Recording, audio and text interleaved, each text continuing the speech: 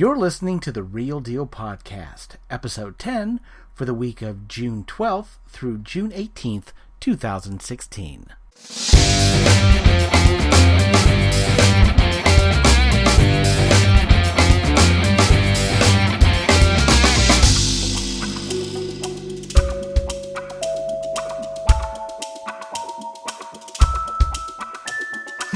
Hello, and welcome to another episode of The Real Deal.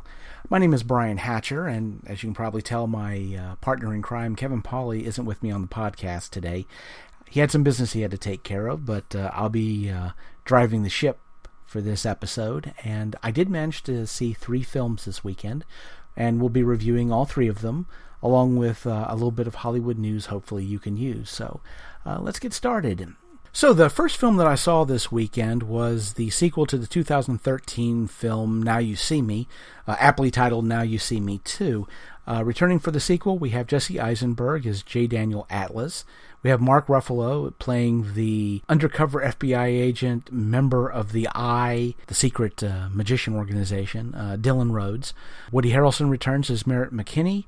We have Dave Franco returning as Jack Wilder. Isla Fisher, who played the role of Henley Reeves, who was the 4th member of the Horsemen. She was pregnant at the time they started filming, so she couldn't return for the sequel. So her character was replaced by a magician, another female magician named Lula, played by Lizzie Kaplan. We also have Morgan Freeman returning as Thaddeus Bradley, the reporter character who winds up in a jail cell by the end of the first movie and is still in jail. And he's sitting in this jail cell plotting his next move. So I don't want to get into too many spoilers about the plot, but basically we have the Horsemen. They're laying low, waiting to hear from the Eye, trying to figure out what their next move is going to be. When Mark Ruffalo appears with a new member for the Horsemen, Lula, and a mission for them. This mission being a tech company has invented a chip which is going to allow this tech company to invade people's privacy, get into people's computers, get their private information, and then take that information and sell it to third parties. These magicians, of course, are really into keeping secrets, so they feel like this is something they should put a stop to. So they come up with a plan to crash the tech company's press conferences and reveal to the world what they're planning on doing. Their plan seems to be going smoothly until they're interrupted by some outside force that not only keeps them from revealing live what this tech company is up to, but also they uncover Mark Ruffalo for being an undercover agent for the Eye. So they have to run off and escape. As they're fleeing from the building and they go down a trash chute to get away, the trash chute opens up in the middle of China. So somehow they've been teleported to China, and this is where they meet Walter Mabry, a character played by Daniel Radcliffe. For all the humor that is, we got Harry Potter in this magic movie as the villain. Walter Mabry used to be in this tech company. He was one of the founders, but he wound up getting pushed aside. So what he did was he decided to fake his own death, which has allowed him to stay off the grid and do some insider trading. And what he's done is he's managed to capture the Horsemen and to blackmail them into stealing this chip that the tech company has to invade people's privacy. He wants it for himself. So J. Daniel Atlas and crew decide that they're going to steal the chip for him, but figure out a way to double-cross him and fulfill their original mission as to basically expose to the world how this chip is going to invade people's privacy. So Morgan Freeman's character, Thaddeus Bradley, gets involved right in the middle of this in ways that are pretty surprising. Now, like I said, I don't want to say too much about the plot of this film because just like the first film, this is a film that plays upon perception and, of course, about how you think something's going one way, but it's really going somewhere else. It's a lot of misdirection, as you can imagine. And like I said, I mean, this is going to be something that you're going to want to kind of discover. I will say that toward the middle of the film, there's this one place where a very obvious stereotype gets turned on its head, which I find really amusing. Now, I have looked on Rotten Tomatoes, and the film is not doing very well with critics right now. But when I was reading a lot of those reviews, one thing that I saw over and over again was that, well, man, this plot is so convoluted, and it's just, there's no straight line kind of a thing. It's like things just seem to be like way more complicated than they need to be. And what some of you may know about me is that I am a amateur magician. I see this convoluted plot, and I in all honesty, I would, in another movie, I would have been just as critical as many critics have been about this movie. But being an amateur magician and knowing some of the backstage kind of stuff that goes on, I see this convoluted plot and I go, well, of course they're going to do it that way. They're magicians. That's how magicians work, It's like magicians spend so much time obfuscating their method is sometimes they go to some really weird lengths to do that. Of course, as a magician, I can't divulge a lot of those secrets, but to me, it's not odd at all to see these convoluted plots to get to where they're wanting to go, because it's just the way that magicians think. They do these things because it makes it difficult for people to follow what they're doing. So to me, it certainly didn't bother me as much as it bothered other critics. I'm going to say, that I really enjoyed watching this film. But to say that, I have to accept the fact that I may be, in this situation, too perfect an audience for this film. There's a great deal of in-jokes in this movie. David Copperfield happened to be an executive producer, so he certainly put a lot of stuff in there that, as a magician, I picked up on, that I was just like, ooh. There was a reference to Dante. I was going, ooh, that's interesting, to where I'm sure most people were like, who the heck is Dante, So, I have to understand that I'm probably going to enjoy this film a lot more than maybe a lay audience is going to enjoy it, because I'm going to see a lot more in it than other people are going to see. But, the thing about it is, I've seen some critics say that, hey, if you just turn your brain off, this is a fun ride. And I wouldn't necessarily go as far as to say you need to turn your brain off. Just understand that magicians are showmen, and they very seldom do things in a straight linear way. And if you can accept that part of it, I think you're really going to enjoy this film. I certainly give it a recommendation. I think that you'll enjoy watching it, even though, like I say, the critics are not giving it good marks at all for the most part. But I think, at least my recommendation, I would say definitely check it out, and I think you'll enjoy it. Now, the second movie I saw this weekend was Warcraft, based, of course, on the video game. It stars Travis Fimmel as the main character, Anduin Lothar, a warrior for the king. And if any of you watch the TV show Vikings, you might be familiar with Travis Fimmel as the main character, Ragnar Lothbrok, the Viking king. He's one of my favorite TV shows, and which is kind of funny because his sister, who happens to be the queen, Lady Taria, is played by Ruth Negga, who happens to be Tulip O'Hara in another one of my favorite TV shows right now, Preacher. So seeing them play a brother-sister team in this movie was kind of interesting. Paula Patton as Garona. We have Ben Foster as Medivh, which is he's a guardian, a very powerful mage. We have Clancy Brown playing the role of Blackhand. He's basically doing voice work because the half these characters are basically CG characters because they're orcs. Toby Kebbell as Doratan, a clan leader of one of these orcs. And if you're very familiar with the video game, there are a lot of references, obviously, to in the video game in this movie. Now, I don't play a lot of video games. And one of the criticisms that I've seen about the film is that you really have to know the video game pretty well to understand what's going on in the movie. Now, me personally, I don't play video games, so I know a little bit of Warcraft just because of memes. I know about the Horde, kind of. I know about Leroy Jenkins, which kind of disappointed that there was no mention of Leroy Jenkins in Warcraft in the movie, but they can't put everything in there. But I have to say that even though I didn't know a lot of the references in the movie, and I'm sure that there's a lot of places in there, things would have meant a lot more if I had played the video game. I didn't really have that much of a problem kind of following the story because it's pretty much a straightforward kind of story. A lot of the, like I said, some of the things that the characters were doing in the movie, I understood why they did it. So I may not know a lot of the back history of it. I don't know if my enjoyment of the film would have changed if I had. I don't know if it was really that important, to be honest. There were some scenes that that seemed like they were extremely important, or they would have had a greater impact if I had known those type of things. But to me, I don't feel like you really needed them to enjoy the film. I will say, however, that this movie, and it tries to tip it off right at the beginning, that there's this war between orcs and humans, and that it's been going on for an awful long time, but that this story is kind of explaining how all that started. So one thing you have to kind of understand, I mean, obviously the video game itself has the conflict between these two sides is what kind of drives the video game. So if you're going into this film, you need to understand that you're not really going to get a smooth ending. It's not going to be any kind of real closure, which most movies, obviously, that's you're kind of looking for that, but you can't expect that in Warcraft, because the motivations for the entire game, what drives the game forward, is the battle between these two people. So you can't really have a winner at the end of the at the end of the movie, because again, the video game, it's what kind of drives the narrative of the video game. So the ending may not be satisfying to somebody who's not played the video game, because you're like, I kind of want an ending.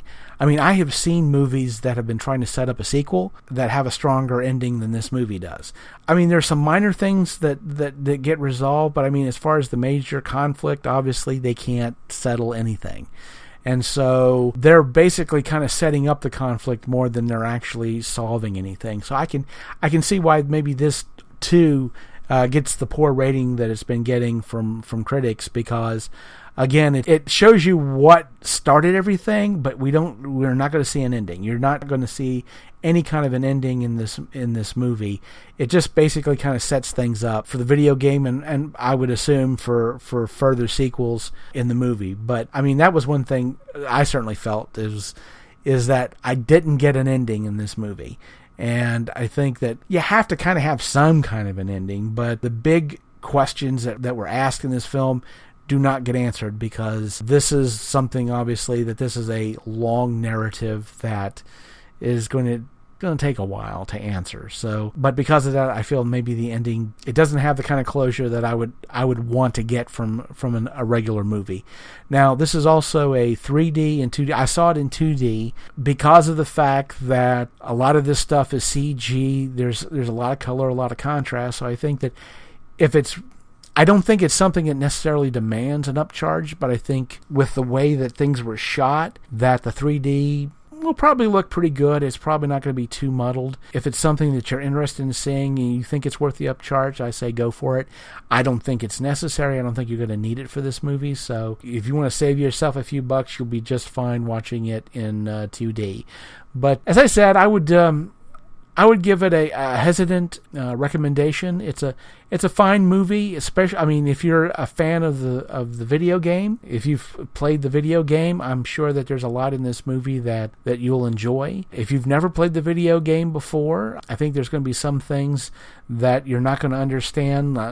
Some certain significant things in the movie, and that I didn't understand, that I didn't catch, because of course I don't play the video game either. So it's going to feel kind of different than the types of movies that you're familiar with. You can't go in there expecting resolution, because this is really just one movie of setup. So if you're fine with that, then it'll be certainly something that you may enjoy. Now, last movie that I caught, I have to say that this is definitely a saving the best for last kind of a thing. I saw the sequel to The Conjuring, of course, The Conjuring 2.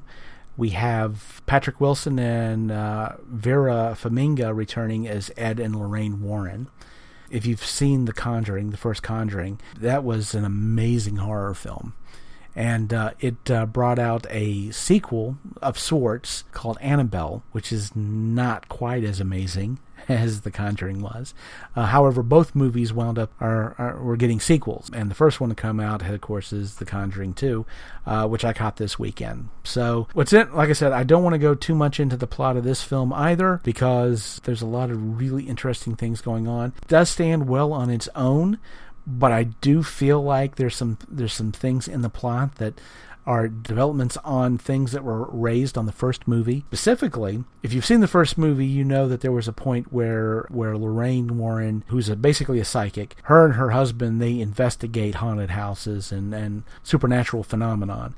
And there was something that Lorraine saw once in a vision while they were working with this case, that she kind of had a bit of a nervous breakdown, locked herself in a room for 8 days, and never told her husband Ed what it was that she saw. And that vision kind of plays a little bit into the sequel. So, as I say, it stands on its own, and they kind of explain what's going on, but I feel like, especially if you've never seen the first film, it's kind of, I think you should go ahead and watch the first one. It'll help kind of build up some of the stuff that you'll see in the second movie. So basically, the movie is, again, this is sort of a haunted house type of a situation. What's interesting is right at the beginning of the film, there's a tracking shot, and I don't want to say anything about this because, again, I don't want to spoil anything. But if you are a fan, when they were doing this tracking shot, I'm looking at this, I'm going, oh, that looks just like, oh, well, wait a minute, hold on a sec, oh, that so much is. So, and you may have an idea, have an idea what I'm talking about if you know anything about the Warrens, if you know anything about their past history, or you're a fan of horror films, you might go, oh, that's just cool. And Vera, unfortunately, has the same vision that she had before, and she's very much determined to stop doing these investigations because she's really worried about what will happen to them if they continue to go down this road. But a case comes up, the Hodgson family in Great Britain, and it is a serious situation where they ultimately can't ignore it because it's a classic haunting, but it's a haunting turned up to 11. This gets really serious. There's a line that Lorraine says toward the beginning of the movie where she says, "That's about as close to hell as I think I ever want to get." And this movie takes him just that little bit closer to hell. So it is certainly, if you are familiar with the first Conjuring, we see a lot of that type of stuff. I will say that as far as this movie goes, a lot of people have been raining praise on The Conjuring 2, and I can see why. I was enraptured by this film. James Wan is the director for horror right now, and he deserves every bit of accolades that he's getting, because honestly, this film, it is a near perfect horror movie. And I have to say that although, everybody says such great things about The Conjuring, I have to say that the sequel, it matches it, and I would even say possibly is even better than the first Conjuring. If you can believe that. It is such a solid film. What's great about it is it has that feeling of those old school horror movies of great mood. It's a moody piece, but at the same time, it's not the slow burn that these types of movies tend to be. I mean, the pacing is amazing. I mean, it's got the old school feel and mood, but it's got 21st century pacing, so it never drags. It's just from start to finish. From the story, the story just cooks along at a great pace, but never sacrifices mood to do that. It has great texture. There are moments right in the middle where the family is they're at their lowest point, but they actually take a little bit of time for you to fall in love with that family just a little bit more. So you're absolutely rooting for them. The thing about this family is they're not grist for the mill. These are characters that you care about, so that when things start going real bad for them, I mean, you feel for these characters. I mean, you hurt for these characters. You want to see them get out of this situation, although, good Lord, how is that ever going to happen? For me, it is the best of what the horror genre can do. I mean, it's not a body count. It's not let's see what kind of interesting deaths we can come up with. This is about people, not just one family, but two families of people that are being plagued by supernatural forces and joining together to basically get through this dark night of the soul that all of them are having. So if you can't tell by now, let me just put it out in plain English. This film gets my highest recommendation. This could very easily be probably the best horror movie that we're going to see this year. If not, if there's something better coming in 2016, I can't wait to see it, because this film was amazing. James Wan, as a director, I can't say enough good things about him right now, and we're going to be soon getting another horror film from him called Lights Out that I'm just excited to see. I can't wait to see what he does with a little different story. I did see a news article that they're wanting to do a Conjuring 3, but with James Wan being busy with Robotech and the new Aquaman movie, they're not sure, he's not sure when he will have time to do Conjuring 3. And I have to say that I'm hoping that the studio decides to wait on him, because what he's done so far, I really want to see what else he has to offer in this world. So to put a close to this, I have to say, certainly of the 3 movies that I've seen, if you had to pick one of them to watch, Conjuring 2 is going to be that film. Absolutely check it out. It is an amazing film. So let's finish up this podcast with a little bit of movie news. First item I have for today, we have the American Film Institute honored the work of composer John Williams at a red carpet event last Friday. This retrospective of Williams' work should not, however, be construed to mean he plans to retire, as he will be scoring the new Indiana Jones film, as well as Star Wars Episode 8. Now, if you're a movie fan, you know John Williams' work. Good Lord, just go on Internet Movie Database and see the list of things that he's done, from Star Wars to a lot of the Spielberg films, to Jaws, to Superman, the theme of Superman, that iconic theme.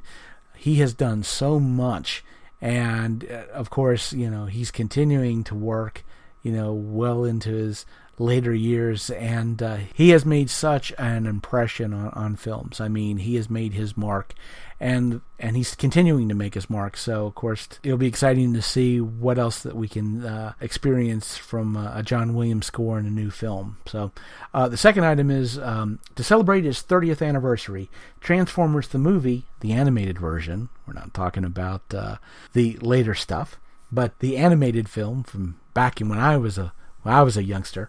The animated version is going to finally get a remastered Blu-ray edition.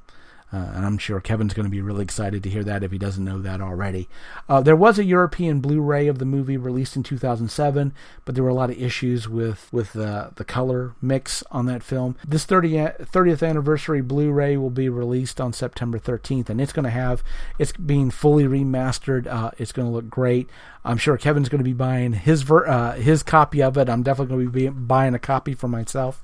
Really excited about this part of my childhood finally coming out in Blu-ray, and it'll be interesting to see how good it looks remastered. The next item is, of course, this weekend the Jungle Book had managed to gross $900 million worldwide, so we're making it the third Disney movie, along with Zootopia and Captain America: Civil War, to hit that mark.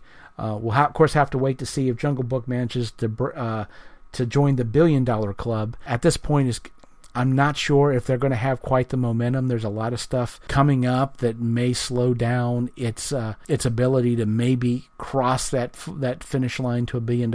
But it continues to make money. It's just cooking along, and I guess ultimately we'll have to see. Well, let's talk box office for this weekend. The number one movie for the weekend, and deservedly so, is The Conjuring 2 at $40,350,000. This weekend. Not a bad haul, and we're starting to see maybe some pickup in earnings. So hopefully this dry spell that Hollywood's been having the last couple of weeks or so is coming to an end. Number 2 at the box office, we have Warcraft at $24,356,000. At third place, we've got Now You See Me 2 at $23,025,000. What's interesting is the next 3 places were 1, 2, and 3 last week, and though they got shifted down, they didn't change position. So at number 4, we've got Teenage Mutant Ninja Turtles Out of the Shadows, making $14,800,000 this week. X-Men Apocalypse made about $10 million this week, and Me Before You made $9,210,000. The Angry Birds movie drops it to number 7 at $6,700,000. Alice Through the Looking Glass drops down 4 places from 4 to 8 with $5,544,821. Captain America: Civil War is at number 9 with $4,300,195. The Jungle Book hangs in at number 10 with $2,721,250. So that's our top 10 for this week. And we're going to end up with what we're going to have coming out in theaters next week. We have 2 national releases. One is Central Intelligence, comedy with Wayne Johnson and Kevin Hart. And we'll also have coming from Disney, Finding Dory with Ellen DeGeneres, Albert Brooks, and Diane Keaton. So it'll be interesting to see what a new animated feature is going to be. This is a Disney Pixar sequel, of course, to Finding Nemo. And I suspect that it should do pretty well at the box office. But we'll certainly be talking about one or possibly even both of those films next weekend. And as we come to the close of this episode of The Real Deal, if you have any comments or questions, please put them in the space below. And also let us know what you thought of the movies that I reviewed today. If you agree or disagree, that's all part of the conversation. Kevin should be back with us next week, and we should be recording once again in the Man Attic. So until next time, my name is Brian Hatcher, and thank you for tuning in to The Real Deal. We'll see you next time.